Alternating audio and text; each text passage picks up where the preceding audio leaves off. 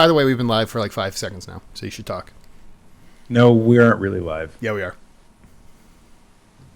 Bum, bum, bum, bum, bum, bum, bum, bum, bum, bum,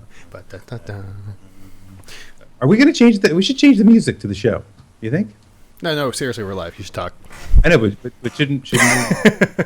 I'm trying to have a serious discussion. Maybe we'll have something special for the 50th anniversary. And by anniversary, I mean episode. And I was about to say 50th anniversary. I wasn't alive 50 years ago.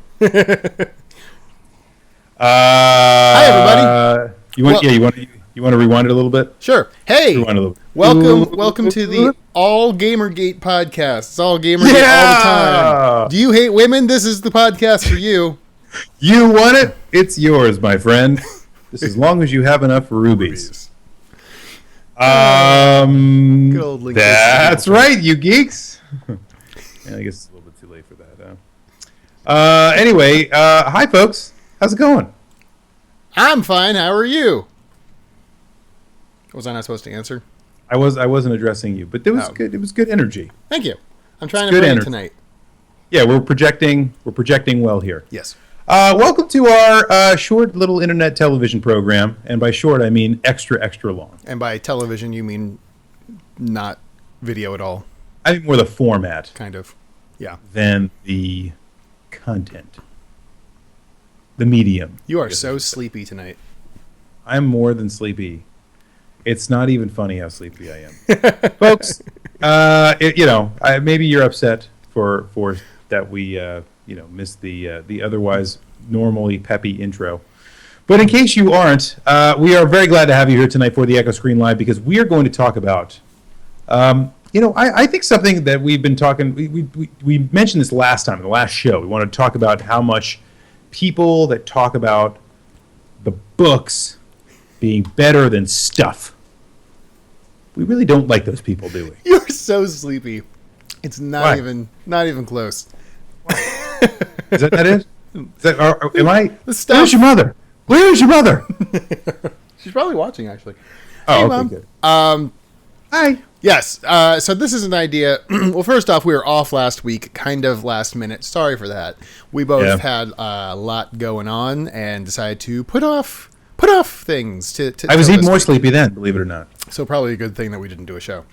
But in the time since, yes, we've come up with the idea of doing the book was better. People very frequently will complain loudly on the internet about whenever a work, a work in written form, a book, if you will, is transferred either to television or movie or whatever. We'll kind of poop on it, to put it mildly. Right. Kind of getting sick of that, and I thought we'd explore. Yeah, maybe we explore a little bit more about why people do that in our own little minds, and places where they might be right, places where they're mostly wrong. So, that is the topic du jour. It is the topic, but we didn't come up with it recently. We did come up with this last time. I remember us talking about it in the last show. We did talk about it? Okay, good. Yeah. I don't feel so bad then. Yeah. I mean, I might be sleepy, but I think I remember something about the last program. So, yeah, we will do that and a lot more, as we usually do here on the Echo Screen Live, the official podcast of the Clan of the Grey Wolf.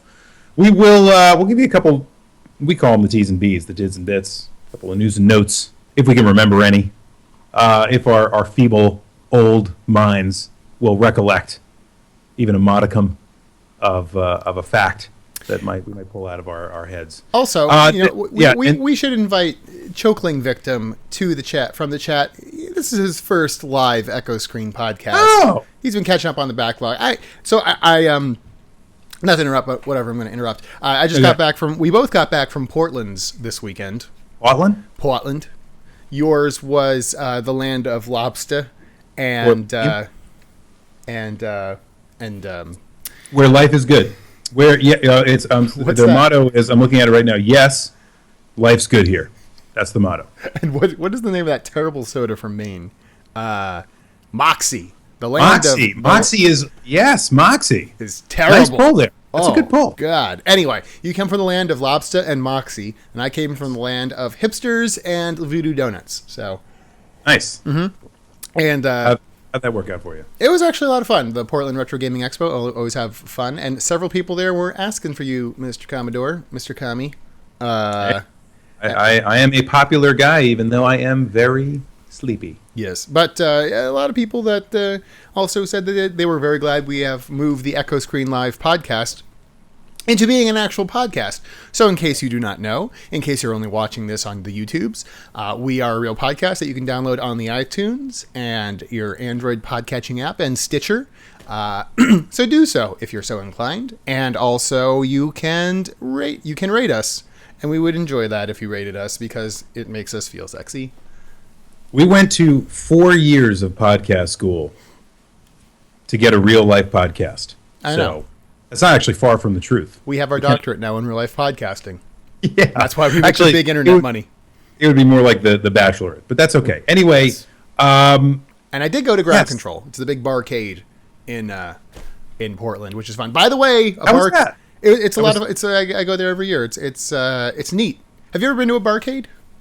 I've been to a barcade, but I've never heard of Ground Control. Oh, it's pretty like locally famous there. Oh, okay. They actually help out a lot with the expo in terms of giving them arcade machines and pinball machines to use for the expo. But actually, they're making one around here locally. Oh, I mean, we should check out next time you come down in good old Chapel Hill. So we'll see how well that works out. So we are a real podcast. We totally check us out there. That's a lot of people like to just listen to us rather than look at us. And let's face it, can you blame them? No, cannot. All right, moving on. So the third portion of the program, after we do the topic du jour, which is the topic of the day, we will talk about what? Sorry, Modern Robot talking about ground control in Portland. It's like Dave and Buster's, but without the sadness. Yeah, exactly. Fair enough. Actually, last time I was at Dave & Buster's, I had a pretty good time. I still have like $20 left at Dave & Buster's on a Dave & Buster card somewhere. God, that is sad. Away. Isn't that sad? That is sad. So we do the third portion of the program, which is the question and answer portion. Folks, you can ask us questions about any of the topics that we talk about tonight. You can ask us questions about anything you like. I can't promise you that we'll answer them. But if we do like the questions that you asked during the program, we could potentially answer them live on the air during the third portion of the program. And all you have to do to ask a question is tweet me. If you're watching the chat right there, it just popped up. And how would people tweet at you? At It's the Commodore during the program. I'll pick out the best questions that we assembled during the course of the show, and we'll answer them live on the air. So that's the format. Now that we've taken 12 minutes or so to describe the format of the program, we do every single first and third Wednesday of the month. Yeah. Why don't we move on to some news and notes, or otherwise known as TIDs and bits? Yes. What are your TIDs and bits? What you got? What do you got? So I cheated and just found one that was quick. So I'm going to throw this one out there. Then I'm going to and then you can do one, and then I'll do a real one. Okay. All right. Gamergate. All right. Is it Gamergate? If you want to talk about Gamergate, Gamergate. You're like, all you're doing is talking about Gamergating, and it's getting really, really annoying. Oh wow, maybe I should change my name to Gawker Media. Anyway, or any other gaming website that's out there, apparently that wants to take as politically correct a stance on this as they possibly can, for absolutely no reason other than to protect the integrity of their own journalistic pride. Well, it's not about journalism; it's about how much you hate women. Obviously. Right, exactly. Well, I mean, I do. I have been accused of such things in the past. All right, we're not getting into this. We've done our piece on quote unquote Gamergate before it was actually Gamergate. So that is I believe episode 45, maybe 46 on ethics in gaming journalism. If you really want to hear our thoughts on that, go ahead and listen to that. One of my favorite shows that we've done. But that's a pretty entertaining program. The only thing I'll say about currently is that it is very upsetting how both sides are pretty much completely talking over each other at different things.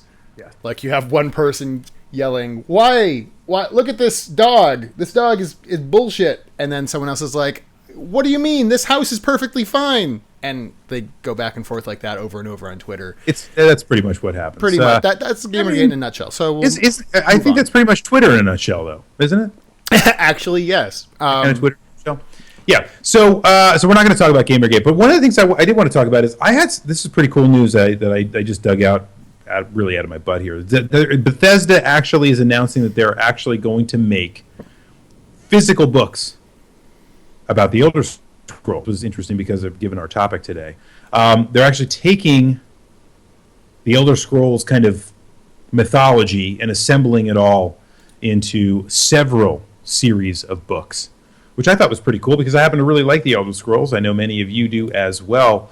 I think I've always thought that the Elder Scrolls, because of the way that they were written, would make really excellent books. Maybe I can talk about why during our conversation today, and I'll explain why it would be a terrible idea because the book is always better. And maybe, if they were books, I don't know what I guess the game would be better. In this game would look like. Right, exactly. But this is an interesting trend where I can see, and I've seen this time and again. I did the same thing with BioShock, for example, where the game comes out and then a book is based on the game, and that throws our whole topic upside down. But anyway, I'm pretty excited to hear about that. Like the focus on your camera. That's the. That's my fake news. So now you get to do one. I got a news. Not that the news is fake. It's just not really the one I wanted to talk about. But go ahead. It's news, quote unquote. It's just kind of an interesting thing that apparently there has been new stuff found in Donkey Kong. Which wait a minute, Donkey Kong the arcade game. Yes, from 1981. So the actual arcade classic Donkey Kong. Yes. In which Jumpman tries to save his girlfriend. It's actually Mario. Oh, it is Mario? It is Mario. Okay, good. And you can prove that now because it's apparently there's something new. Yes. So it's nothing too exciting like a new level or anything, but it's like basically someone has been digging through the original game's code and found 3 pieces of music and 2 sound effects that were never publicly accessible. Oh. And I'm going to play them for you now, and Commodore won't be able to hear them because he can't hear what I'm hearing. But whatever, that's fine. You'll all hear it, and that's what counts. So you have an alternate Pauline rescue theme. Can I pretend like I hear them? Yes. That was cute. Why am I listening into my microphone? Because you don't do physics correctly. You have a couple of cutscenes. Is there video for this? Am I missing everything? Yeah, there's video for the audio. No. Yeah, that was nice. And then here's the other one.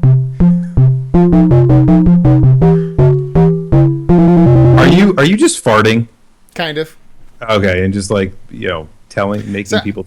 Nothing terribly exciting, but it's neat. It's neat that there's something new that's been buried in the depths of the game code. And there's also a couple of voices of Pauline. Here's one, which may be like, "Hey, thanks," or "Nice," who knows? And then another one of her screaming, "Help!"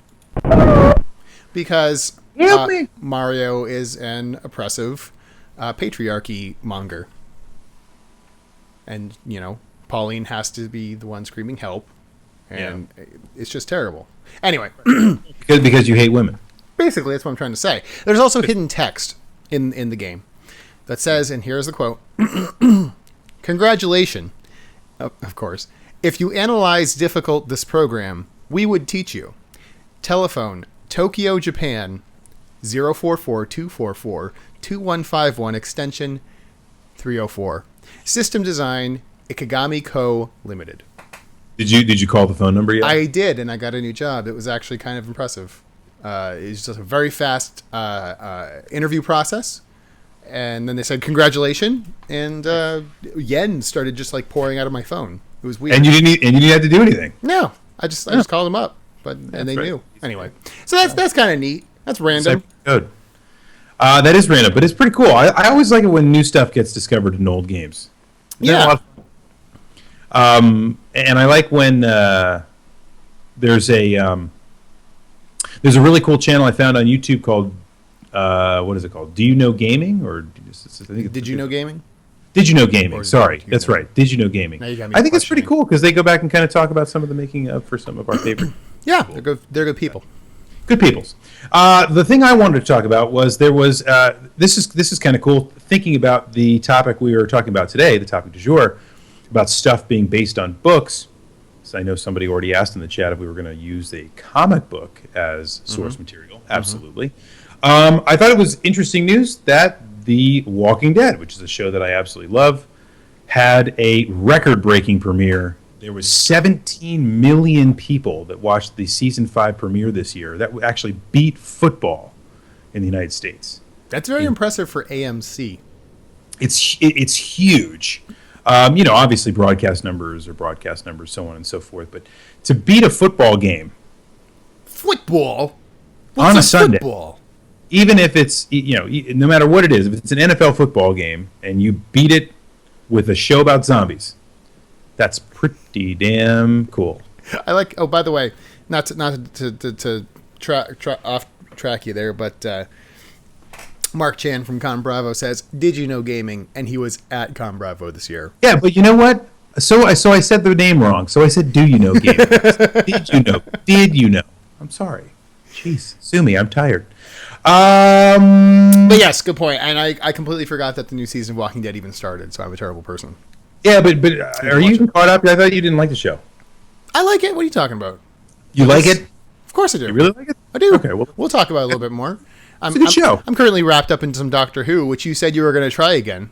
Yeah, I did, but I have no time to be come on. starting new shows. What do you got? Like a baby? Yeah. Put it in the hamper and watch a few shows.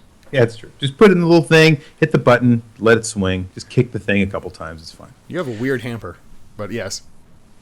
A hamper? You put the baby in the hamper? What else do you do with a hamper? You put her in a bassinet.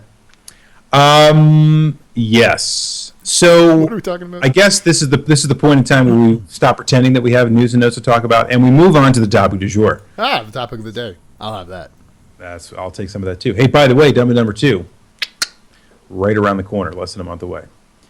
Don't do number 2. Yeah, it's gonna be awesome. Okay. I can't wait. I'm gonna see it the first freaking day it comes out. Anyway, so what are you talking about? Dumb and Dumber 2. Oh, Dumb and Dumber 2. Okay. Best movie ever. Yes.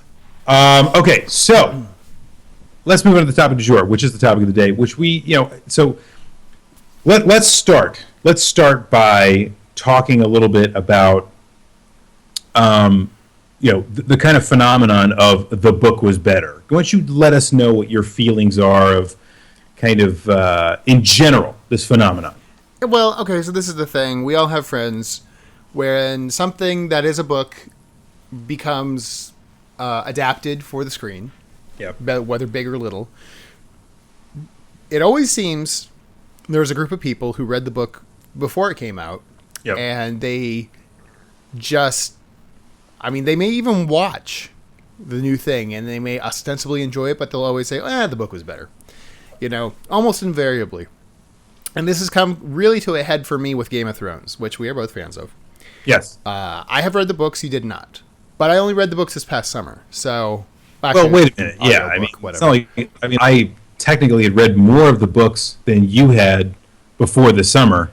And when you say read, let's be very clear that you didn't read anything. Oh, now you're an audiobook snob? Is that what you're saying? I'm not an audiobook snob. You're the one that was reading the audiobooks, or reading, whatever that is. All right, the podcast topic is changing to audiobook snobs and why the commie sucks.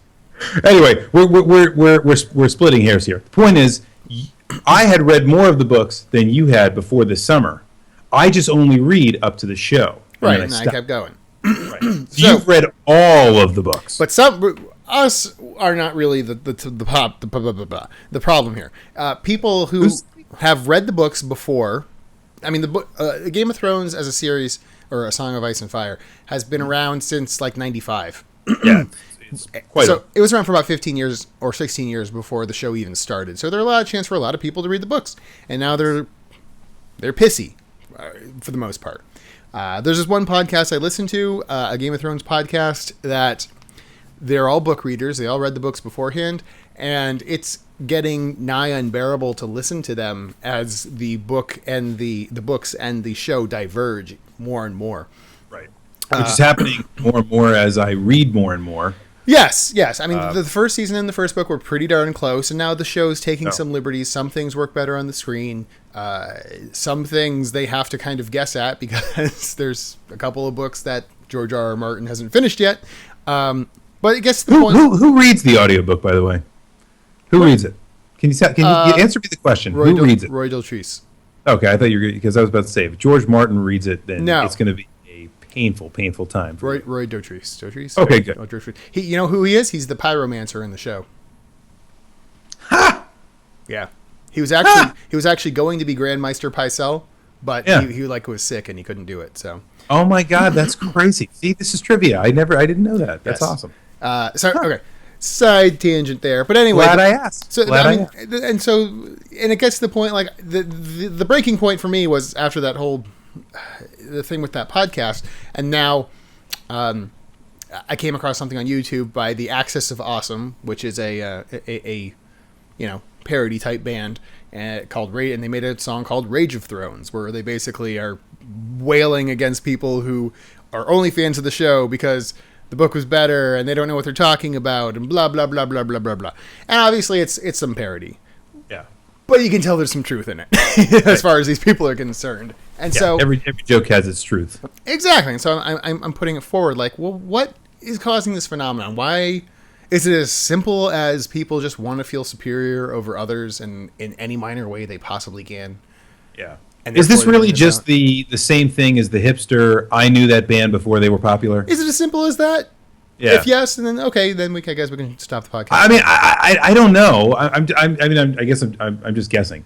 That being said, I think there were some great instances of places where I walked out of something and said the book was better, but not as a means of demeaning everyone around me.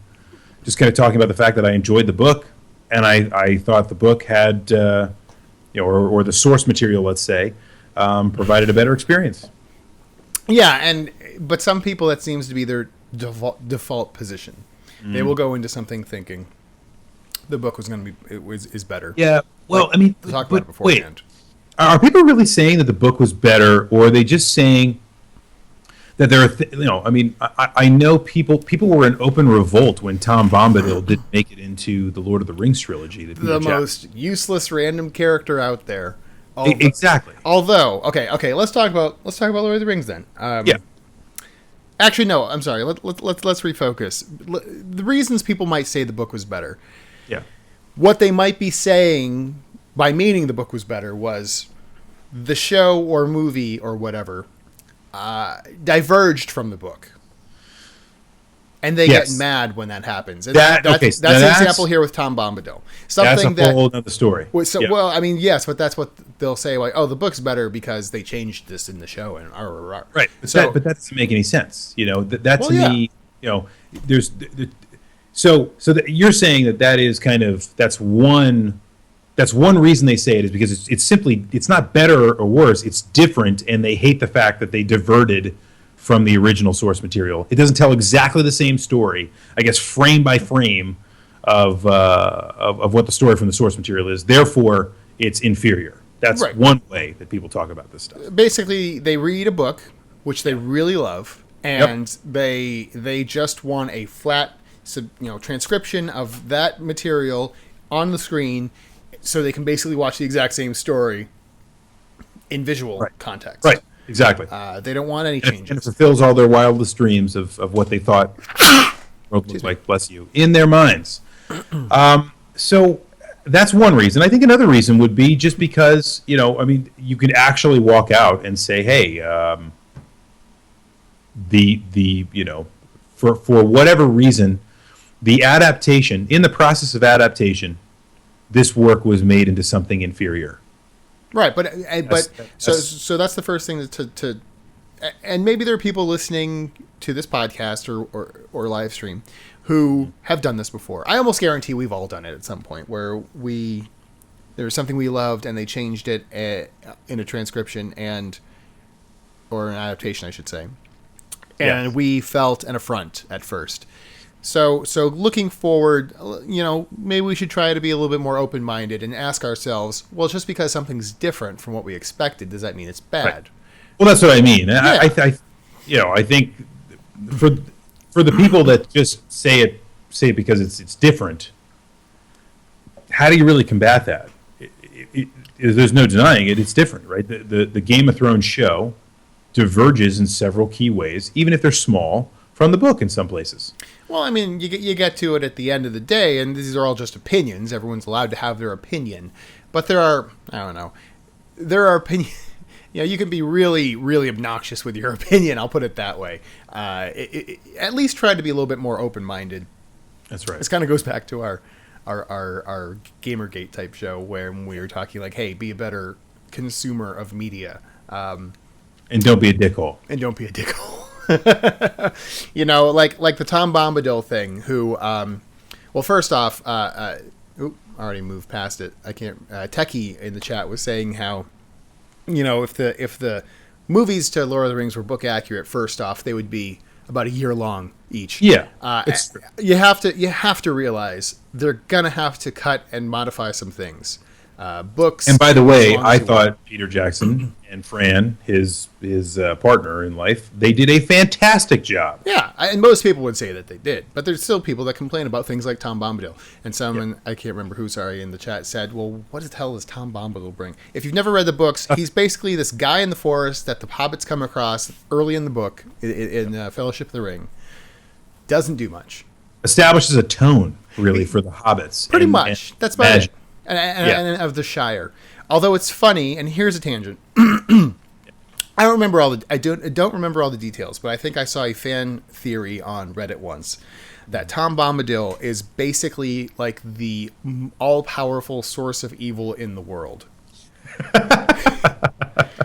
And this is an easy theme to read in the text, apparently. Yes, Miss completely. I mean, it's been so long since I read the Lord of the Rings books, but and I don't remember all the details, but it was pretty amusing. It was long. It was just like picking out the tiniest little things and saying, well, you know, because his wife doesn't talk very much, she's obviously like a water spirit, and the only thing, like, there was this one section where Gandalf said water spirits can only be controlled by pure evil, and blah, blah, blah, and he's a source of all magic, and he woke up Sauron, and blah, blah, blah.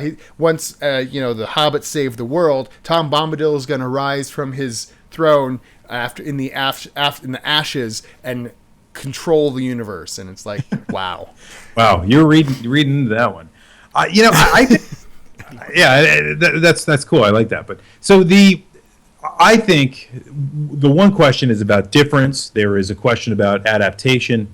But I think Modern Robot in the chat really hit the nail on the head, right? Because I think the real pertinent question is, does the adapted material remain true to the spirit, i.e. the thematic nature of the source material? You know, do you think the people that adapted the work did a good job adapting the themes as well as just kind of the characters and setting? I think that's the key question here. To me, that's where you have to ask, is the book better or is the adaptation better?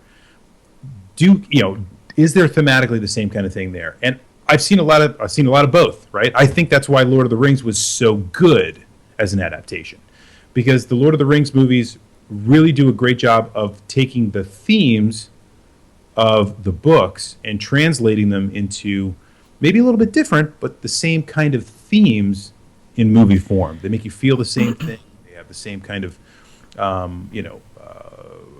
highlights, and they have the same kind of themes throughout.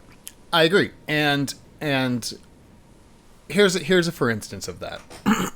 People rail against Game of Thrones because of the so-called sexposition, where they have some naked people in the background while some exposition goes on.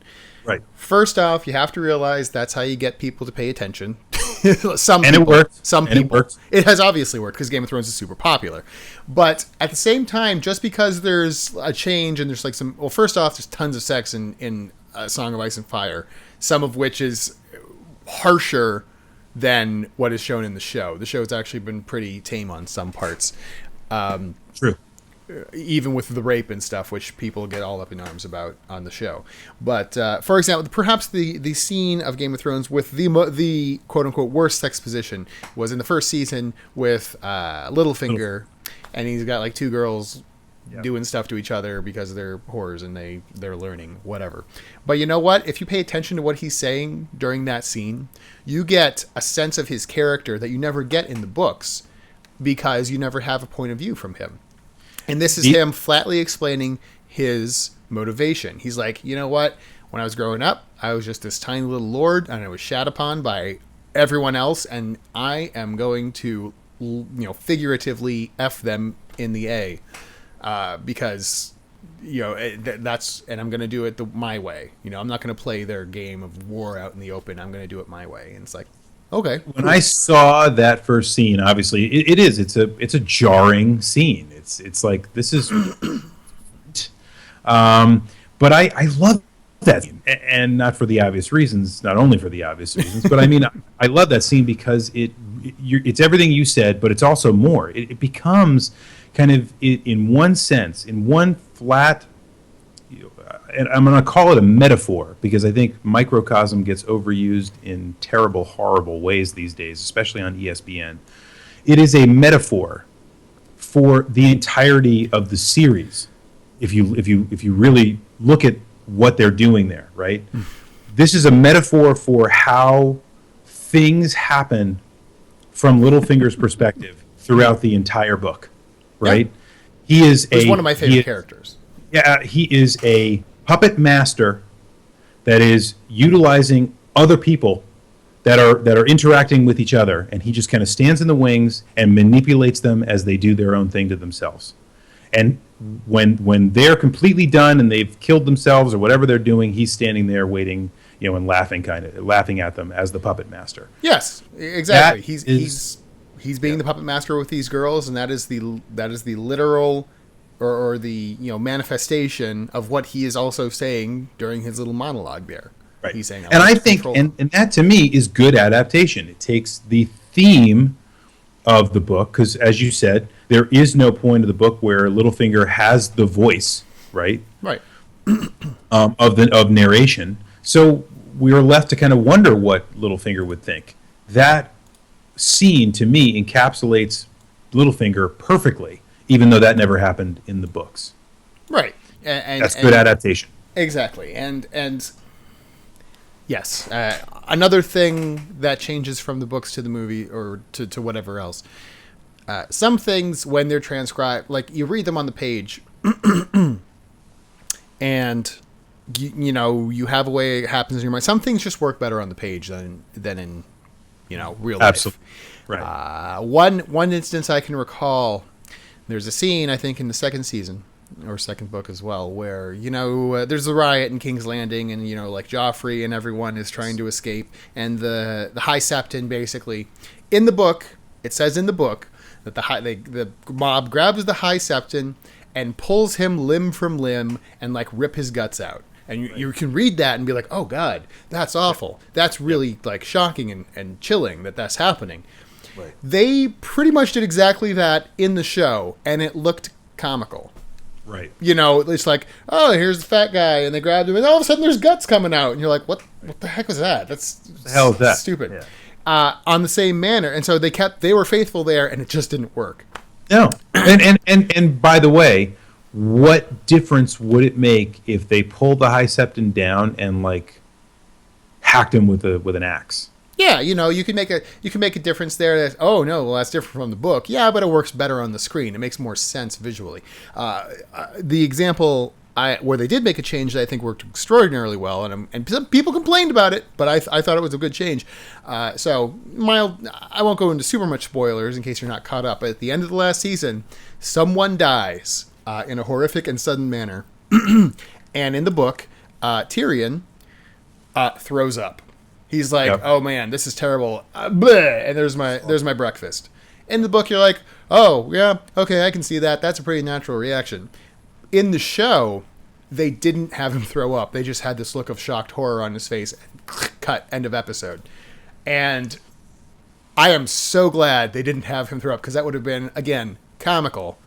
And yes. And I think it would have things. It actually would have detracted. It would have totally detracted. Yeah, I mean, because the scene in and of itself, some things just work without the need for the writers to spell it out for you. Yes. That's called subtlety.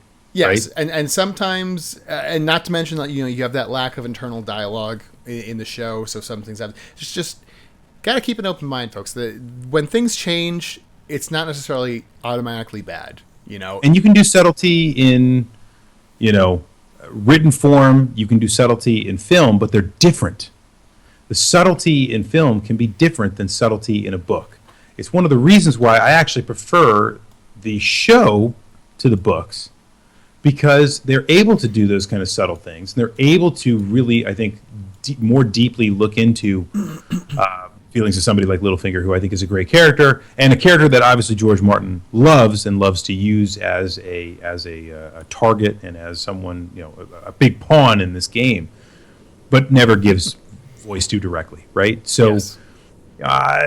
That's kind of a whole another story.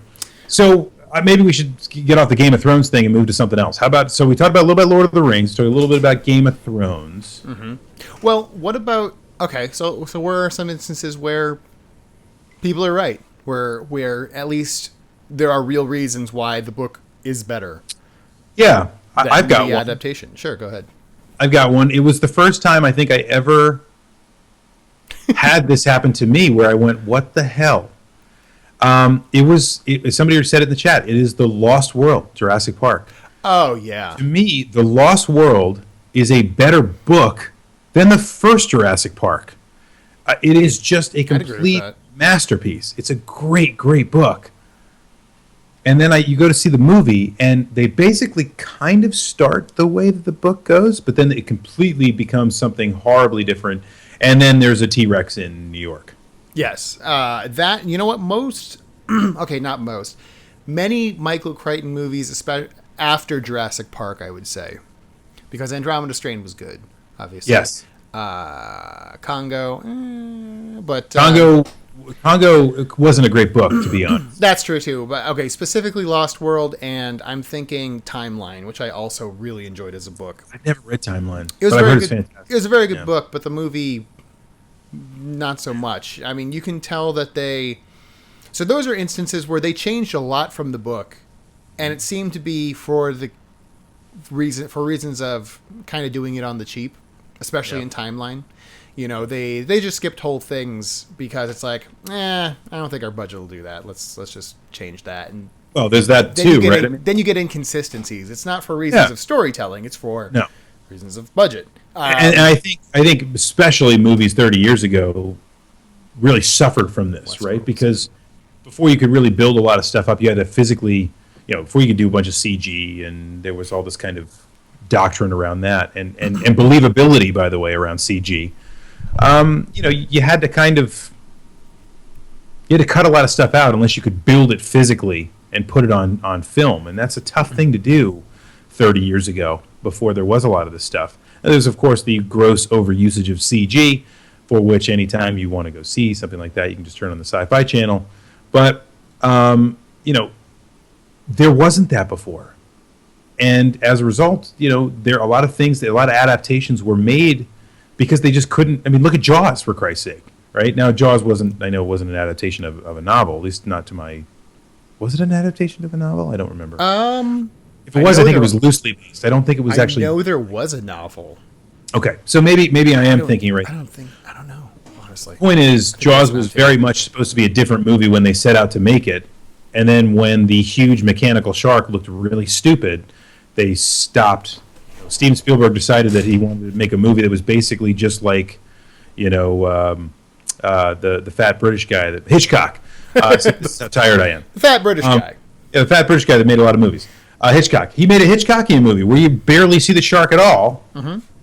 You only see it kind of in very limited doses when it's the scariest. And it makes that adaptation better because he couldn't do all the crazy, zany stuff with sharks that he wanted to do. It made it a better movie. The adaptation was better because of a limitation. Yeah, you're right. Good. We were right. Jaws was a novel. Thank you, Modern Robot. I thought so. Thank you, Modern Robot. I thought it Okay. was. Yeah, got it. Yeah, Timeline was a catastrophe. So, okay, yes. There you go. There are some instances where the book can be better for reasons of kind of cutting corners, more or less, Yeah. And, did you read Lord of the Rings before the movie came out? No. I read part of Fellowship of the Ring before the movie started coming out, and I just kind of was like, okay, well, I'll get to this later. So that and Game of Thrones, we both saw the show before we read the movie. Yes. what? We both saw the show or movie before we read the book, for the most part. So maybe people might say, well, you guys think this because you didn't read the book first. So I'm going to put one forward of a place where I love the book. And it's not that the show is better, but it's mildly different, and I really love both. And this is a newly adapted show that is coming out on Starz. I don't know if I've told you about this yet. Outlander? Yeah, with the Scottish it's the Scottish lady? stuff. Scottish. Yeah. Well, it's an English lady. Oh, okay. I've seen a couple episodes of that. Oh, have you? Okay, good. So that's a series that I've been reading since college. So that's how long ago that was. And I love it. It's really great writing by Diana Gabaldon. It's a multi-part series about this. You could describe it as historical smut, but there's a lot more to it than that. Yeah. There is this English lady who was a combat nurse in World War II, and right after the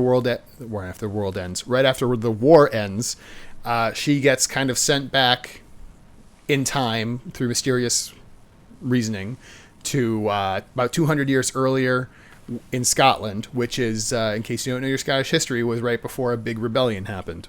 Yes. Against the British. So she kind of gets caught up in these political machinations and this, that, and the other, and it's really, thrilling and interesting, and there's actually very good romantical things going on as well. Like they have a very good relationship. I think one of the best written relationships out there.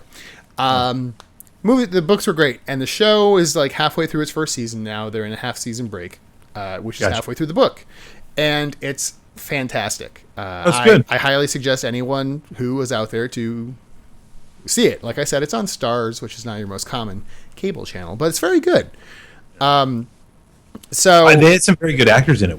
Because I wasn't able to really follow what was going on, but some of the actors in that show, most of them, I've seen in a lot of, but I've seen some of those folks in some really heavy hitting stuff. Like the bad guy is Edmure Tully from Game of Thrones. I was about to say there was somebody from Game of Thrones that was in it who was really good in the show. Yeah, because in Game of Thrones he doesn't have a chance to do much, but in the show he's very good. I was about to say he had some kind of like soliloquy at one point, and I was like, "Holy crap, this guy's good." Yeah, so I highly suggest that, and that's one instance where I'm like, you know what, they changed some things for the show, and I don't care. They're both good. And if they're going in a different direction than the book, I'll be like, well, I understand. Whatever. Yep. Tell me this new story. I'm interested to see this new story. Let's try it. So yeah. So you've got one that works pretty well. Mm-hmm. I've got one that really didn't work well for a lot of reasons. What do you think by and large? What do you think about the whole phenomenon by and large? Do you think that there are more done well, or do you think there are more done poorly, or do you think it's 50-50? That's difficult. Wow, that is actually really hard to say. It's tough, right? I mean, because I think the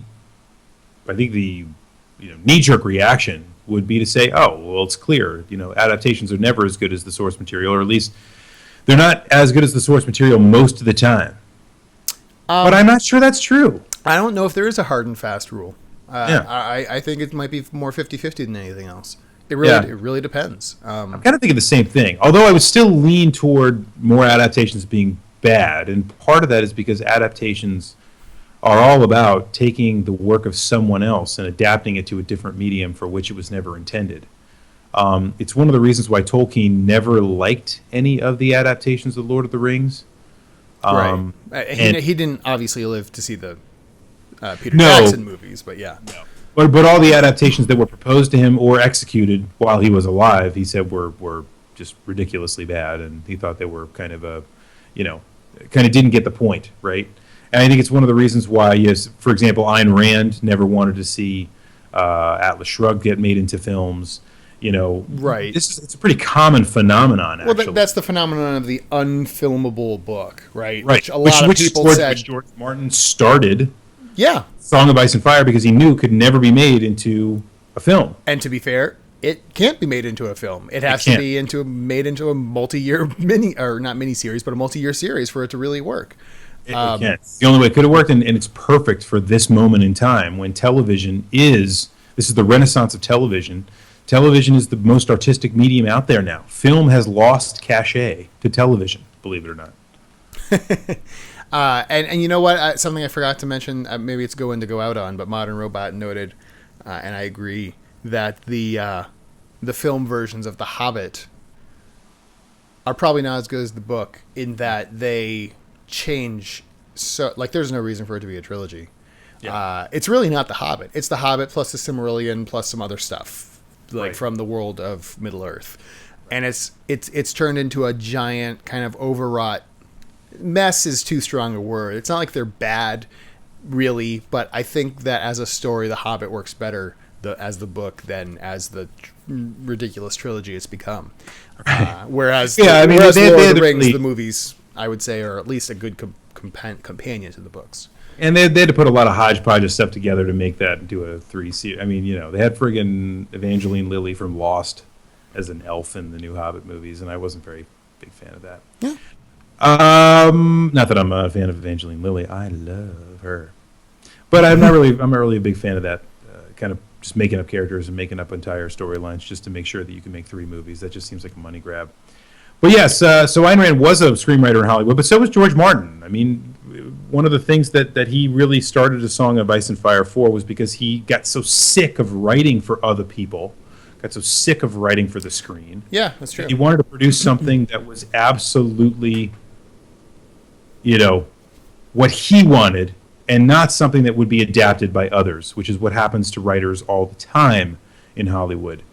You have to kind of take your ideas, bounce them off of other people, and then what they say goes, even though it's your work. And he hated that idea, so he wanted to write his own thing that was basically unfilmable, and his magnum opus, which is where Song of Ice and Fire comes from. Here's an interesting thought, though. One thing we haven't talked about, I think, is really, and folks are talking about it now, is the comic adaptation, which is a fairly new phenomenon. Yes, I was actually going to say probably the most famous instance, I think, in the comic book world of The Book Was Better is from one of the biggest comic book writers out there, which is Alan Moore, who kept having his stuff, adapted to the screen. And at some point just said, screw it, I don't want to have anything to do with this anymore because they're all turning out terrible. I think it was League of Extraordinary Gentlemen that made him finally turn. Yeah. Ironically, though, I mean, Watchmen, I really liked. I liked Watchmen. And I own it. It's on DVD. I think it's a great movie. And except for the very specific ending, like the very specific, one specific moment at the end of the film, it is a very... what's the word I'm looking for? It's very, to the source material, it's very... close, or it's faithful? Faithful, thank you. It's very faithful to the source material. It's like, a lot of people said, well, you might as well just read the book. And then it's like, well, you're damned if you do, damned if you don't. Some people will say, like, oh, you cannot stray from the book at all. And other people will say, like, oh, well, it's too close to the book. So, I mean, but again, thematically it works, right? Thematically, when you read the comic book, you sum it all up. Yeah, Who watches The Watchmen? Right? Yeah. You watch the movie, who watches The Watchmen? I get it. The theme works. It works in both ways. And I think Zack Snyder directed that movie. Now, Zack Snyder he's good with directed comic book movies. Other comic book movies that might have not been so great. But I think he did a great job with Watchmen. I really do. Yes. I'm not so sure. 300 is also a very good movie. I haven't seen the sequel yet. I've heard it's pretty awful. Oh, probably. Didn't he also do Sin City? I heard the sequel was not good to that either, but... the Sin City was done by Robert Rodriguez. Oh, that's what I'm sorry. So, which is much more kind of Tarantino-esque. That's a whole other can of worms. Also, Alan Moore apparently did an erotic comic series about Alice in Wonderland, Dorothy of Oz, and Wendy of Peter Pan. Huh, interesting. Didn't know that. That would be an interesting movie. Yeah, I would not probably see that. So... the other thing I was going to talk about with the comic book adaptation is The Walking Dead, which I have never read the comic books for. But, this is an instance of something where I have seen the adaptation and have absolutely no desire to read the source material. So, and I'll defend that position for a second. When we started watching Game of Thrones, the show, right, and getting through some of it, I started asking myself, man, am I missing subtlety here? Am I missing nuance? I love this universe. I want to know more about it. I want to know all the nitpicky kind of stuff. And I think part of the reason that I started reading the books, going back after, before the show, essentially, and reading up to where I had seen in the show, I wanted to pick those things out. That was a primary motivation. Yeah. Maybe that's just me. I don't know. No, I think a lot of people are like that. Yeah, but when I saw The Walking Dead, I think the show does such a great job of pulling out thematically some really cool elements, like the fact that humanity becomes its strongest when it's up against kind of its craziest odds, right? The fact that people die alone, but they live well together, right? Together is how survival happens for humanity. There are a lot of great, themes in the show that I enjoy so completely. I have absolutely no desire. There's no subtlety and nuance that I feel like I'm missing that I need to go read the comic books to understand. Sure. So it's one of those things where I've read I've seen the adaptation, and I have no desire at all to go read the source material. I have mild desire, but not a lot. I do understand that the comic books are very different from the show. And you know what the funny thing is? That it's so different that most people agree that's good. It's good that, because there's no middle ground for people to kind of get pissed off at. They like book readers or comic book readers of Walking Dead go to the show and they're like, oh, this is wildly different. Okay. And then it's like there's something in their mind that kind of switches and they're like, this is basically like the same universe but a completely different story. All right, let's start this and see what happens. Very rarely do I, not very, more rarely I think than others do I see people directly comparing the show to the comic book in that way because they're so different. And maybe that's a good way to go. And I think it looks more and more, the more details that leak about season 5 of Game of Thrones, not to keep going back to that, but it's kind of the hottest thing right now.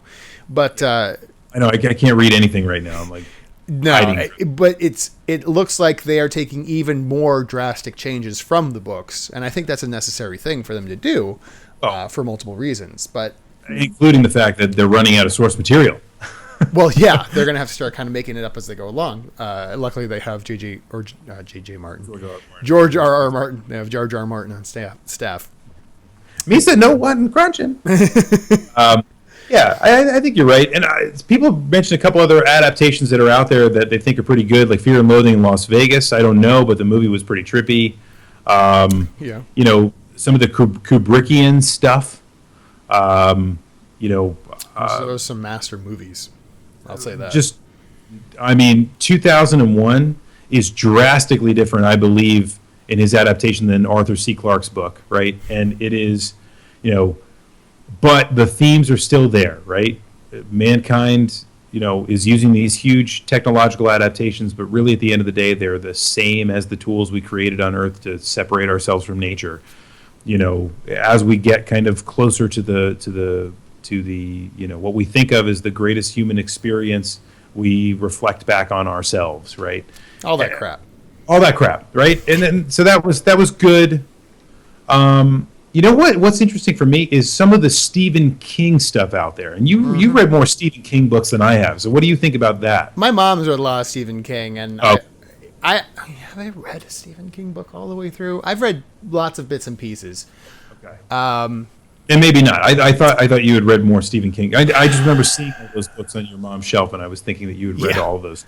No. But I saw some of the movies, and they're kind of like, okay. I know more about the books than I probably would otherwise because of that. But man, she'd be great to answer this. I have the feeling she would probably say it's hit and miss. But there's so many different ways that Stephen King novels have been adapted: movies, miniseries, series. From what I understand, Under the Dome, the book is much better than the series.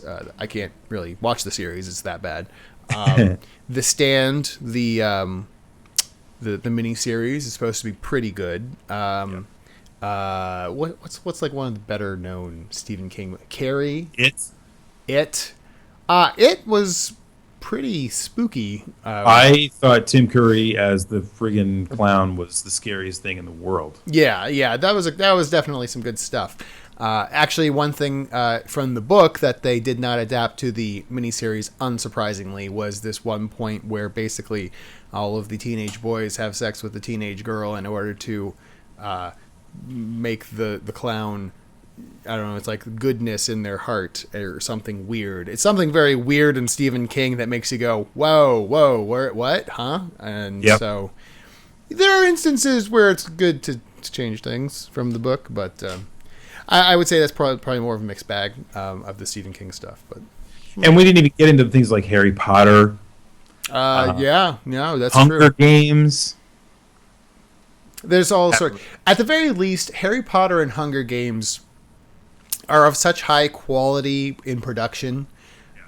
It's not an easy call to say which is better. It's kind of like Lord of the Rings. It's like, well, they both have their pluses and minuses, you know. Absolutely. You could easily say I like this better than that, but you have to admit that the other is still good, essentially. You do, and I mean, they're just two completely different media. You know, I mean, reading about this romance between characters in a novel is just different than it is seeing it on the screen and feeling the emotions of the music and all that kind of. It's just different. You know, I mean, it's not that it's better. It's not that it's just far and away a better way to consume a story. I just think it's different, and it has different elements to it as a result. So. Anyway, I don't know that we really solved anything. It's probably time to move on, but I think it's... I like how you end every one of our topics by saying that. Yeah, I don't think we really resolved anything, though. We really didn't come to any conclusions. Well, sometimes we do come to conclusions. I think we come to conclusions sometimes. But anyway, yeah, so this one in particular, I'm not sure we solved at all, but I think to some extent, right, we like the... the fact that there are some good positive adaptations. We certainly have seen plenty of misses. But I'm like you. I don't think there's a hard and fast rule that they always suck or always are good, or that even a great majority suck and a majority are good. It just kind of happens. Echo Screen Live, a lot of sound and fury, signifying nothing. Signifying nothing. That's us. That's absolutely us. All right. So now we need to move into the question and answer portion of the program. Several of you have already asked questions that you would like answered on air. For those of you that have not, you can simply tweet me at It's the Commodore, which I'm putting in the chat right now. And that's why I have to look down at the keyboard, because I can't type like I did back in typing class in the 6th grade. Put your fingers on the little nubbins.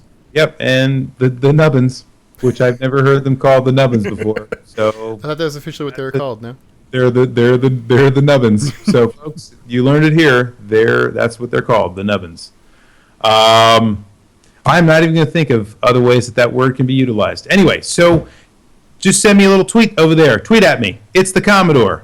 Let me know what questions you have, and we will answer them on the air live, as we always do. You ready for some questions? Yep. Are you ready for some questions? The Wednesday night party. Is that a new theme for the Echo Screen Live questions section? We got the Commodore and Rue and Eagle. You officially need to sing that every time we have question and answer time now. Yeah, no, not going to happen. Let's see. Shane asks, do you think we've reached a point in gaming where there's no gamer label because we're all gamers in some way? That's a good question. It's a damn good question. As in, like, everyone in the world is a gamer in some way? Yeah. In other words, now that gaming is so ubiquitous, who hasn't played video games on their phone? In the same way that there are cinephiles or audiophiles, people who are more into music or movies or even TV than others. In that way, there are still gamers. Just because everyone will watch TV at some point doesn't mean that they know a lot about TV. Like, a gamer in my mind is someone who kind of makes it their hobby. They're up on the news. They know what's coming out. Right. They're an enthusiast. Yeah, exactly. That more than anything is to me what a gamer is. I've never said enthusiast in my mind in my entire life before. So when I tried to say it incorrectly, it still tried to come out correctly. You mispronounced it, and now Sarah is going to be upset at you. Yeah, it's so true. Yeah, I mean, I think it's a great point. I think. Without getting too philosophical, I think all of us do play games to a certain extent now, And whether or not that distinguishes us as a species is another conversation. But I think what it does do is it signifies the fact that gaming is more pronounced, it is more available, it is more mainstream than it has ever been before. And when something is that ubiquitous, as I said before, it's harder to kind of poke fun and make it something that is persona non grata. You can still poke at it and make fun and satirize it and everything else. But, the gamer label seems a little bit more meaningless now just because everybody does play video games to a certain extent. That being said, it's kind of the whole Trekker, dichotomy we talked about before, or not even dichotomy. Those are just kind of two different terms. Picking nits, basically. Picking nits, yep. So, maybe a Trekkie is somebody that's like, way overdosing on their love of Star Trek to the point where they know every single thing, and a Trekker is just somebody that really is interested in it, likes it, but isn't necessarily obsessed with it. Maybe there's the same kind of thing with gamer. We just don't have that figured out. We have the term hardcore gamer now, which somehow denotes that you are somebody that plays Call of Duty or Halo. You're not a dirty casual.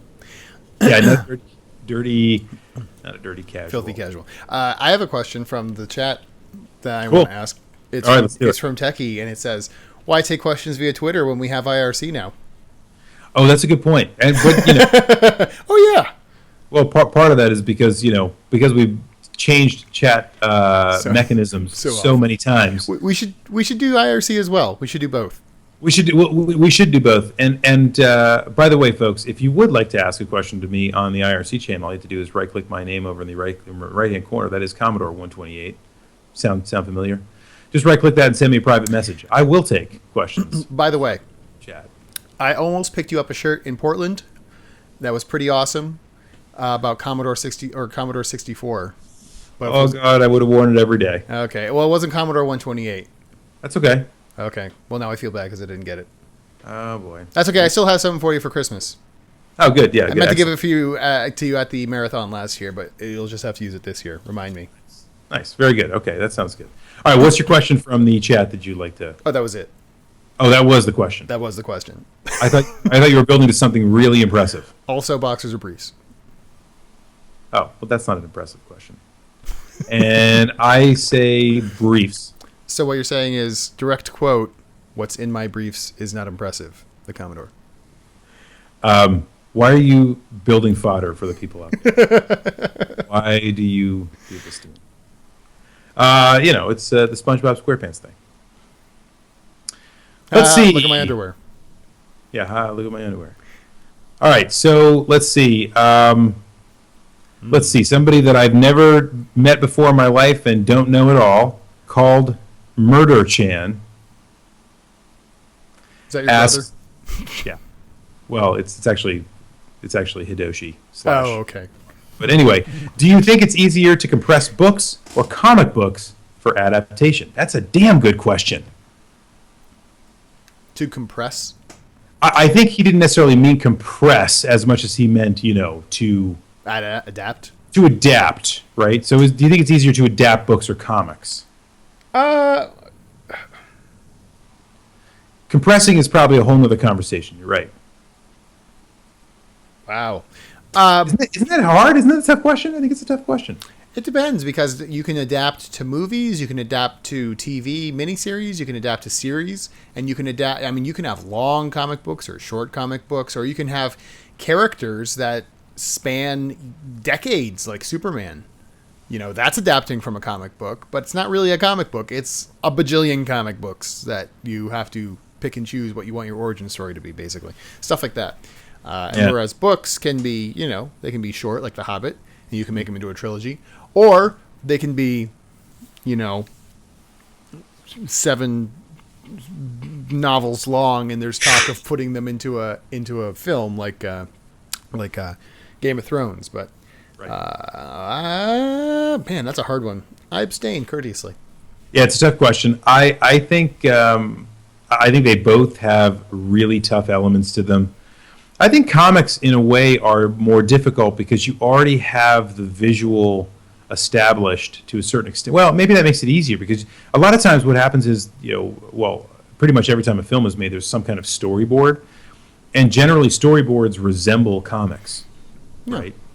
So maybe comics kind of give you, and I remember watching, I think, a making of for like Watchmen or something like that, and Zack Snyder was talking about the fact that some of the cool shots he put into the movie were basically straight rips from a slide inside the comic, where there was a cool angle, or people were kind of positioned in a weird way for action, as it were, and that gave him the inspiration, or gave him the camera angle he wanted to use in the direction for that scene.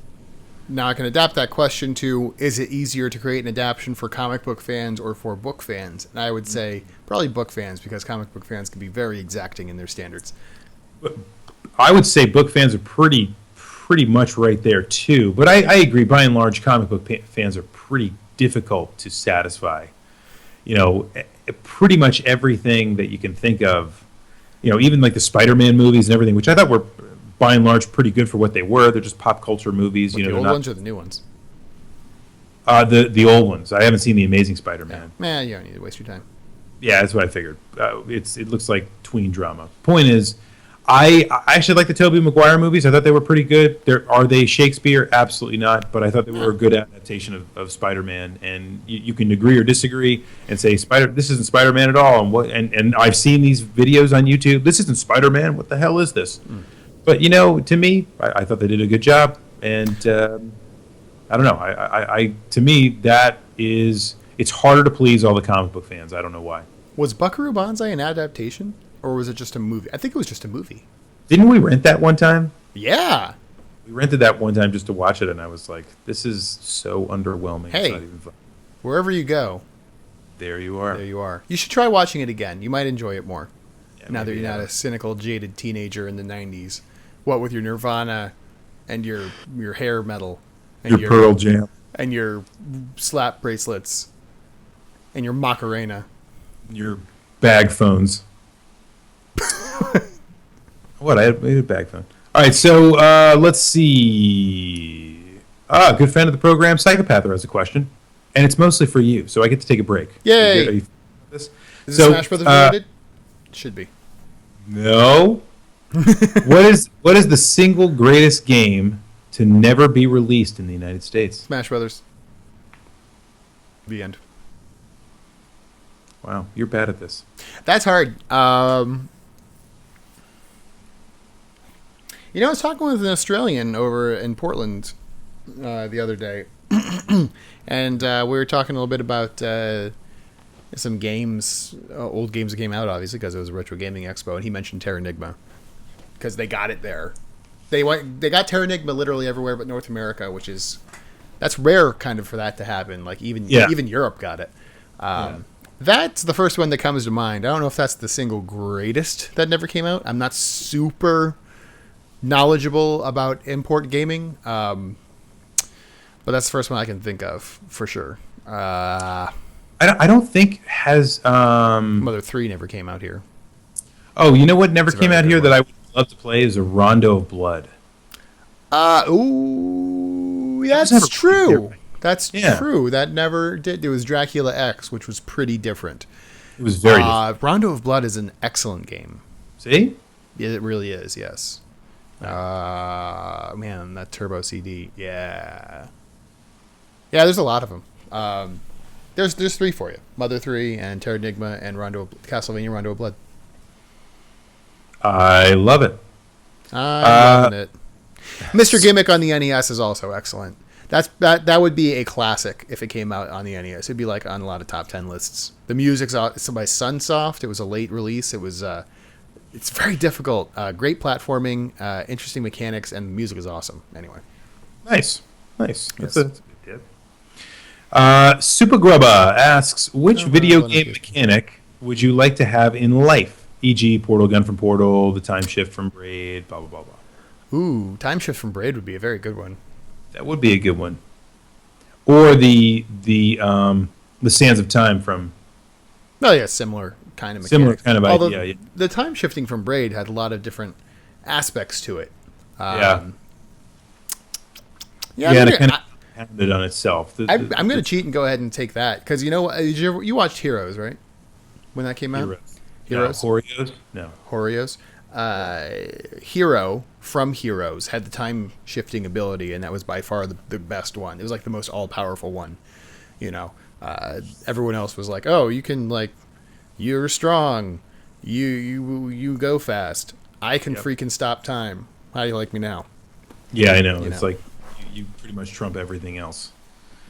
Man, this is a tough one. The portal gun idea is pretty cool, but it could get very dangerous without all of the made up gear they put on the main character in that, where she can bounce and stuff. Mm-hmm. Because if you couldn't do that, you would just kill yourself almost immediately with a portal gun. And I'm scared of heights as it is, so I don't think I'd do very well with that. Man, that's tough. Your brain's broken, isn't it? My brain is broken, but there's so many great games with so many different abilities. It's kind of difficult to even think about. I mean, some of the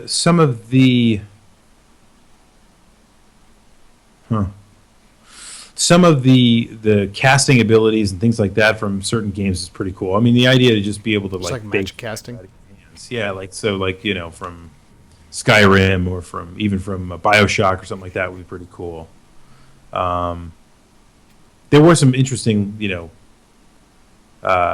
tonics from BioShock that I think would be kind of weird to have. I don't think I'd want to have those too much, but like the ones with wind would spin people into a twister or whatever. That wouldn't be very, very cool. That wouldn't make you very popular at parties. Anyway, I'll go with something lame like that. Let's see. How about? How about this one? All right. So Matt asks, if a book was written about your life, what fantasy world would you want it set in, and why? That's a great question. Wow. What a great question, huh? This is not Game of Thrones. People deliver. Yeah, that would be bad. I wouldn't want my life being told in Game of Thrones either. I love that. I love that series, but that is the worst world to live in. Everyone gets shat upon. Mm-hmm. Harry Potter would be really cool. I don't think those words have ever been said by anyone over the age of 13. So, congratulations. It'd be really cool. And there's Hermione. Really cool. And she's pretty. She's pretty. I like girls. I'm creepy Rob Lowe. Don't be creepy me. Don't be creepy Rob. I like to watch people. I'm down at the rec center watching people swim. I would say I'm gonna go with Harry Potter. It's a great one. My life, I don't know. I was gonna say I love the Halo universe, but that wouldn't be a very good place to tell the story of my life either. So I don't think that would be very good. It would be very anti-heroic. You'd be the anti-hero? Then he graduated college. Yay! He went to the Space Marines. Or he watched all of his friends go to the Space Marines and didn't go himself. See. What? Or Ouroboros choked. Says, why Harry Potter? It's a world of magic and almost nobody does any magic. Well, yeah. See, I'd join that world and I'd start doing magic. What do you want? Yeah, I think that's really cool. I think it's a great idea, actually, because it's kind of like, it's almost more science fiction-y because you just kind of change one rule, which is that magic exists. And otherwise it's the same world, pretty much. So I can deal with that. That's a good idea. I like that. I like your thinking there. You know what? I would say probably my favorite world of video games in general has to be probably the Elder Scrolls. So I would love to have my life told inside the Elder Scrolls, and like little bits and pieces of my life written in tomes that you discover randomly around the world. That would be pretty cool. So many tomes that I, of course, have to pick up and read because I cannot not. Because you always think that there's something to do. And in Skyrim, the more you read, the more knowledge you gain and your stats improve. So. Oh, neat. Where did I leave off? Apparently, Ouroboros is the snake that eats its own tail. Oh. FYI, little tip for everyone out there. I thought the Ouroboros was the virus in. Oh yes, it was. It was the virus in Resident Evil 4. The Ouroboros virus. Maybe right? it eats its own tail. Yeah. See, there you go. Let's see. Chris asks, what about concept album adaptations like Tommy or The Wall? What do you think? That's more a question for you. That's a great question. I mean, I'm going to tell you something right now. This is something that differentiates me from like somebody like my father. I think Tommy is quite possibly the worst thing ever put on film. Tommy sucks. It sucks. Now, I'm not saying the music of Tommy sucks. I think Tommy's music is pretty good. Oh yeah, Pinball Wizard's classic. Absolutely, right? But I don't even like 70s music, but I think that's good. Tommy just sucks. The Wall's a little bit different, right? I mean, The Wall in and of itself is such great material, so different than The Who. You know, The Who write a concept album about. I mean, what is Tommy really about? Is it supposed to help us like appreciate people with differences more? Is it supposed to help us, realize that there's good buried deep down or great things buried deep down even in the simplest of us? I can't figure out the theme of Tommy. But The Wall is so much more kind of deep and more about kind of the conundrums of existence. To me, that's interesting. So I like The Wall. I thought the adaptation of The Wall was pretty good. That being said, I saw The Wall as a kid, and it scared the living crap out of me. I can see that. Especially because of all the like cartoons and stuff that they do in the middle, which seem to be completely ancillary to the story, unless you have the sensibility to kind of unpack critically what's going on there. The 70s were good for making cartoons that would take children off their guard and then scare the crap out of them, basically. Yeah. And of course, it was the adaptation of Yellow Submarine, which is absolutely horrible as well. So I guess I'm batting pretty badly here, Chris, on the adaptations. They're probably pretty bad, and that's a good. Also, Michael Jackson. Oh no, Michael Jackson didn't make a concept album into a movie. He just had Moonwalker. Right. The only good part of that is Smooth Criminal. Yeah, which is still pretty weird. But it is sweet. But it's very cool. Sweet. Yeah. It's like coolness personified, basically, that scene. Also, an iconic moment from a video game that people will always remember, but wasn't even that great of a game, is the Smooth Criminal level from the Michael Jackson game. Moonwalker, yeah. There are a few people in the chat saying the message of Tommy is that drugs help. Yeah, that's true. But I think you can say that about just about every adaptation 70s movie from a concept album from the 70s. Yeah. Okay. Let's see. Dylan asks, what video game moment / level made you rage more than ever before? I'm talking controller throwing levels of anger here. That's a good question. Everyone talks about the water temple from Ocarina of Time, and that is a hard one. There are several levels of like some of the Wily stages in Mega Man 2. Make me hurt so badly. Fudge. I mean, well, anybody that's ever watched the marathon knows how badly I hate Lester the Unlikely when it gets to later in the game. Especially when we found out last year that even if you do something absolutely perfectly right, it will still kill you for no reason. So, in the fact that the game is actually broken. Mildly broken. Yes. Kind of like Eek the Cat. Yeah, that game is awful. That should be yours. That's very good.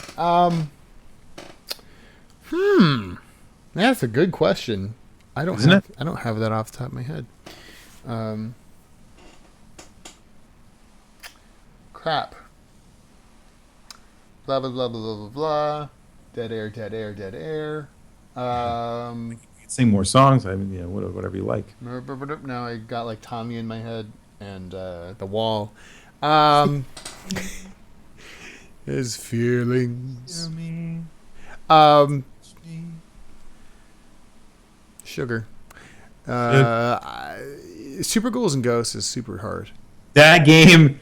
Oh, that game is so hard. I hate that. You're right. That's a winner. I hate that game. I just remember because I got that also when I was a kid, and I was just like, oh. So what are you supposed to do exactly? Because you keep dying so much, you think that that's not the way you're supposed to go. Yeah. Like, okay, I must be doing something. Also, the speed bike level in Battletoads definitely got me. Yeah. Never got past that. No. Yeah, pretty much. We got a good list going there. Let's see. Blue No Go asks, what do you think makes for a good soundtrack for a book adaptation? I think the answer to that is actually that, just what we've said from the beginning, which is that good adaptations are about taking thematically what the source material is about and translating that into a new medium. It's exactly the same for a soundtrack. Soundtracks should take themes from the source material and develop them in a way that they are represented in the music. That can be done in a lot of ways. I think Martin Scorsese does a great job of using specifically the Rolling Stones music, because that seems to be all he uses these days, using the Rolling Stones music to tell stories thematically about some of the movies that he makes.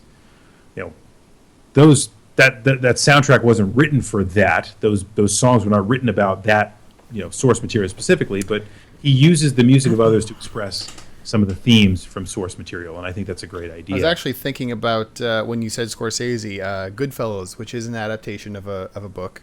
There you go. And I was thinking specifically of the scene where like all the people who did the job are found dead, and Layla's playing in the background. Right. But like the calm kind of ending part, and it's just like that's an iconic Scorsese montage. It absolutely scene there. That's brilliant. He loves leaving people in the midst of destruction. Yep. And he does a damn good job of it. But on the other side of things, you could easily talk about another one of the most famous adaptations, which is The Godfather, and think about the iconic music from The Godfather, which is very much kind of a lot of things are adapted. Traditional Italian music, but done in a way that also kind of mixes with, the kind of the classical beats of New America at the same time. Mm-hmm. I love that too. The fact that thematically it kind of represents the source material as well, which is why I think it's good. So I'm not sure that there's a hard and fast rule for that, Mr. Blue No Go. All right. King Wizard, what do you think of 5th edition or D&D Next? Also regarding concept albums, do you like Coheed and Cambria? I do like Coheed and Cambria, but I'm also a progressive rock kind of guy. That being said, I've never been a huge Coheed and Cambria fan. No. I'm wondering if you should do a music podcast at one point where you can just talk the whole time and I can like play Smash Brothers on 3DS or something. That's a great idea. We'll do it during the marathon. Okay. Randomly start talking about. We'll do a music hour. So what was the actual question? The actual question is, what do you think of 5th edition or D&D? Yeah, you haven't had a chance to play that, right? I haven't played it, no. I played like 16 hours of it at, not MagFest, Gen Con this year, and it was pretty awesome. I think it's really good. I haven't had a chance to play it in a more casual setting yet, but I got the book, and I am anxious to learn more. It seems like they kind of took the best from 3.5 and 4 and smashed them together, added a few new things, simplified where necessary, but also made it still customizable and interesting. It's good. I think they did everything they promised they were going to do, and I haven't even played it yet, but I can tell you just from kind of scouring the rules as I've done and watching all the reviews and videos of play and everything that I can get my hands on, it's pretty sweet. Yeah. In talking with some of the people from the from the development group from Wizards of the Coast, who are obviously hanging out at Gen Con and stuff, and we were talking to a few of them saying that we really liked it.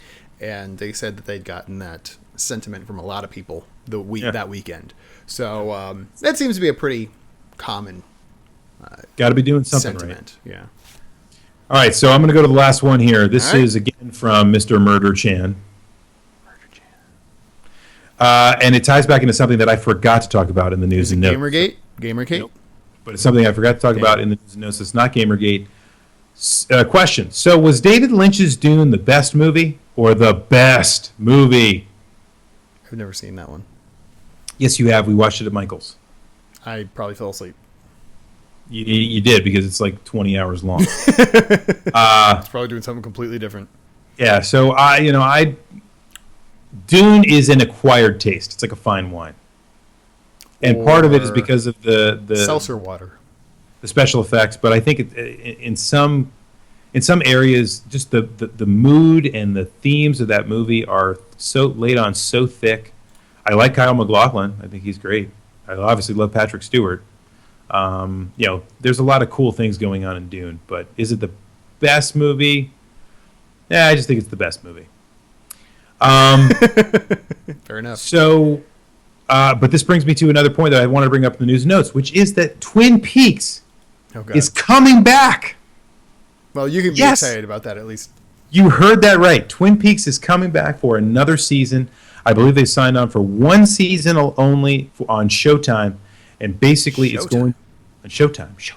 Weird. Where it's going to be a full season of what is going on in Twin Peaks 25 years later, or however long it's been. Yeah, 25 years. I got to say, I've never been a fan, really, of anything David Lynch. It's kind of like I feel weird. I'm not a big fan of Wes Anderson's stuff. I'm not a big fan of Wes Anderson. I don't like Kevin Smith. I hate Kevin Smith's stuff. I don't really like Kevin Smith. Like, Dogma was probably his thing that I liked the most, but even then, I'm like, it's okay. Kevin Smith sucks. He is wildly overrated, I'll say that. He's wildly overrated. And have you ever watched Comic Book Men? He's also kind of a jerk. Anyway, go ahead. Yeah, I've heard him on like some podcasts and stuff. Kind of, well, whatever. I'm not going to get into a... You kind of like Will Wheaton.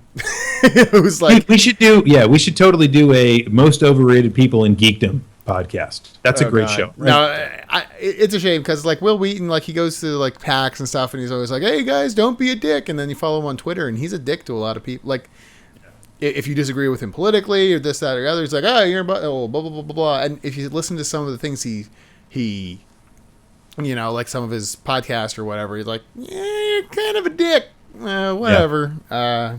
Anyway, he's just brazen about it, and he's this. Kevin Smith is the same way. And as far as David Lynch, it's not that I don't respect him. It's just I don't get it. It's like I don't want to overtax my brain or something like that. Yeah, David Lynch. It's a little much for me.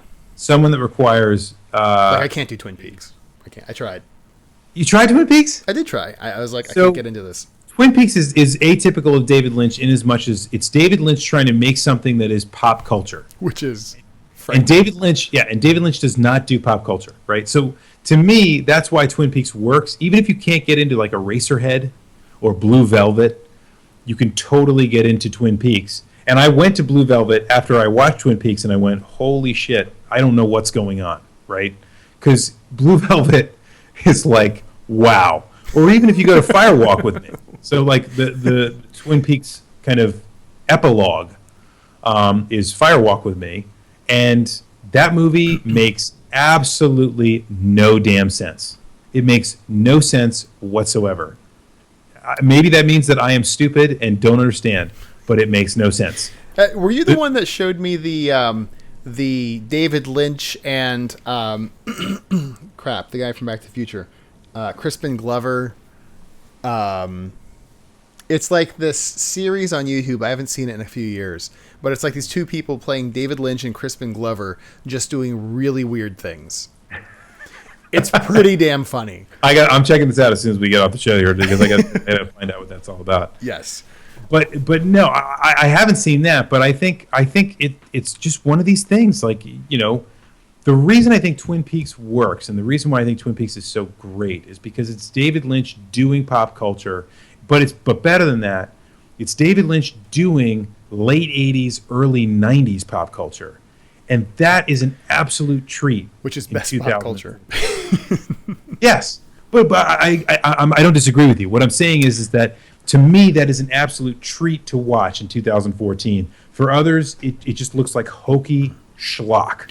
And as far as Wes Anderson goes, I've heard really good things about, what's his latest one? The Grand Budapest Hotel. Oh yeah, I've heard that too. I'm sure I'll give it a try at some point. The issue I have with a lot of his movies is that they're just a little too quirky. They're a little too something. I'm like, this is bugging me for some reason. Even though like everyone is like, oh, he's an amazing genius. I'm like, okay, yeah, well, whatever. Yeah, I don't know. I mean, I'll try Grand Budapest. Genius is a word that gets thrown around a lot in our time, and I just think it's way overused. Like Gamergate. like Gamergate. It is way overused, and it becomes what we call in communications an overdetermined word, meaning that. So what you talked about with people arguing over each other, what that means is that something's become overdetermined. In other words, these people are fixated that this word means this. These people are fixated that this word means this, and they just kind of keep talking to each other. I like that. That's good. Yes, it is overdetermined, which means it is meaningless. Yes. Which I would argue Gamergate now is meaningless. And actually, I did watch and like Royal Tenenbaums. But again, I like Royal Tenenbaums a little too quirky. Did he do the Steve Zissou movie too? Yeah, I like that one. I like the David Bowie soundtrack too. I thought that was very well played. Well, of course. Yeah, but I mean, it wasn't just he didn't do what, what we just said Scorsese does, which is like take all the Rolling Stones music. He didn't take David Bowie's music. He like integrated it, cover David Bowie's music and put it into okay. Yeah, that's interesting. Yeah, like there's that guy like who's like playing a guitar and he just sings David Bowie songs throughout the film. Pretty cool. See, that's quirky. Anyway, well, this has been a short 90-minute episode of the Echo Screen. Yeah. Well, hey, listen, we earned our keep tonight, especially because literally, if you turn the lights off right here, I would fall asleep before the lights fully extinguished. So you would fall asleep faster than the speed of light, basically. That's it. That's it. I mean, I'm not trying to break the laws of physics. I'm just telling you facts. Okay, fair enough. Yeah, so we do have one more thing to cover with the peoples, because I know that you have an announcement that you'd like to make. Yes, the 6th annual Clan of the Grey Wolf Charity Marathon is happening December. I actually have dates here. Let me pull it up. Yay! Block off your calendars, folks. December 12th through the 14th. That's a Friday through Sunday. We'll be going again for 60 hours. We will have some extra special guests with us this time. Kind of similar to like last year. We had Misquote, who will not be able to make it this year, I assume. But we'll have a couple other folks. And we are expanding our reach from Super Nintendo to a 16-bit extravaganza. We shall not only have a bunch of Super Nintendo games, but also Sega Genesis games to play, and also some Sega CD, and everyone's favorite, the CDI. All 16-bit systems. And can't wait to get back into some of those games. That is going to be a rip-snorting good time. Yes. Plus, we do know we're going to have some special guests this year as well, or at least one very special guest. Yes. Who? Are we going to keep it secret? Let's keep it secret. Who's our special guest? I don't even know. See, it's so secret. Well, Cooper Cat will definitely be part of the marathon, though. He is crucial. Cooper Cat's not necessarily a special guest, but he'll totally be there. He is the marathon. And we have a special new gift for the $50 donors. It's perhaps you've noticed before we have had special gifts for people who donate $50 in the past. And by special, we mean special. Like last year, we had micro SD to SD card converters. Official Clan of the Grey Wolf micro to SD card converters. And I'm sure all of you found them very useful. Yeah, and a couple years before, we had, I think, like 16 megabyte USB drives. Official Clan of the Grey Wolf 16 megabyte flash drives. So for which I hope several of you listened to all 3 songs that you can load onto that. Yes. So we will be doing that again December 12th through the 14th, beginning at noon on the 12th. Set your calendars. We will have more information for you, including the charity and the gifts and some other stuff for you for the next Echo Screen Live, which will be in 2 weeks on November 5th, Wednesday, 9 p.m. Eastern. And Commodore has an idea for a new recurring show for Echo Screen Live. Would you like to share it? Because I think we're going to do that. Yeah, I think we should do that. We won't pick the game yet, but how's that sound? So we won't pick the specific topic. But the idea hit me of that we should do a new kind of recurring theme here on the show where we talk about games that changed things or games that changed the gaming world. By that I mean we can spend the topic du jour talking about basically a game that changed the way that we think about gaming, or games that really fundamentally changed the way that people make games, and focus on some of the best or maybe some of the worst that changed the way that people think about gaming. So I'm not going to tell you which game we're going to do yet. We have a couple in mind, but we're going to do one of those next time. Yep, there you go. All right. I think that's it. Again, a reminder, we are a grown-up podcast now. You can find us on iTunes and Stitcher and the Android app of your choice. Search for Echo Screen Live. Please rate us, especially on iTunes, if you would, and we will love you long time. We love you wrong time. That was racist. Well, maybe. At this point, I will call everything that happens total exhaustion delusion. Yes. Anyway, thank you all for joining us, especially in this hastily, chatted or chat-enabled edition of the Echo Screen Live, the official podcast of the Clan of the Grey Wolf. We'll see you folks a little bit down the road next time. For Rue, I am the Commodore, and there is no reset button.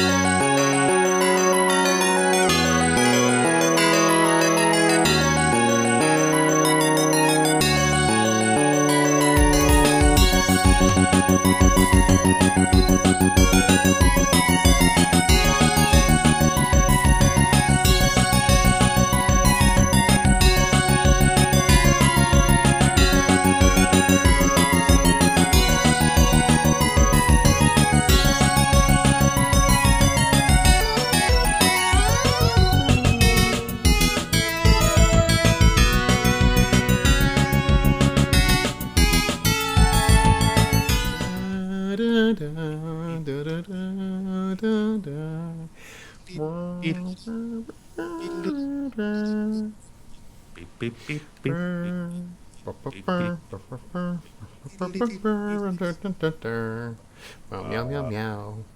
Meow meow meow. Meow meow meow. Meow meow meow meow meow. Meow meow meow. Meow meow meow. Meow.